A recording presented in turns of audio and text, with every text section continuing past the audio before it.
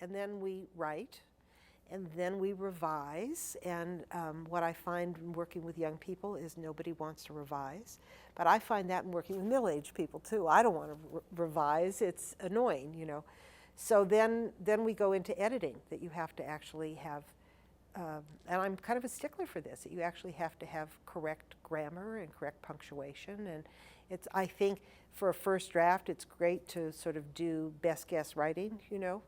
But I think in the end, if you want to be writing, then you're a professional and you have to adhere to the standards. So we go back and we edit both for content in terms of what's clear and what isn't clear, what makes sense and doesn't make sense, what needs more development and what doesn't. And we edit for actual English language diction, for what makes sense. And then they have to do it again. And sometimes they even have to do it a third time to understand that writing gets better as you spend more time with it. It doesn't get worse, it gets better.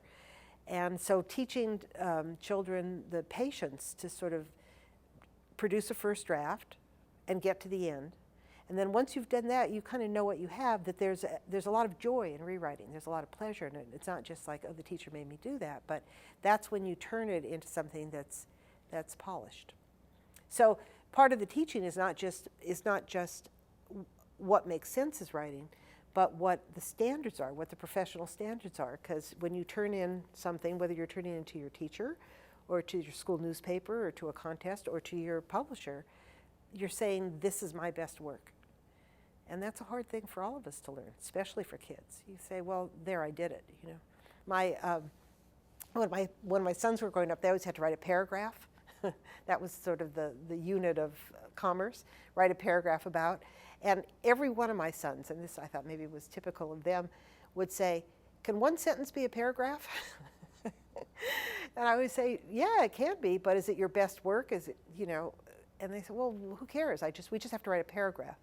So I think getting kids beyond that, beyond what the assignment is, into being invested in it, that this is a little piece of you that you're putting out in the world, and that you want it to represent the best of you, is, I mean, if you can teach that, then you're really teaching writing. It's hard because kids don't want to do it, but I think that the pride that they feel from going over something once or twice or three times and then having something that can go up on the bulletin board like my poem did, or can be sent home, or can be put in a magazine that your class publishes, I think that the pride in that moment lasts forever. I'm a living example of that. My poem in the first grade was put up on the bulletin board, and here it is 50 years later, and I'm still writing and loving it because I keep hoping it'll get up on another bulletin board somewhere.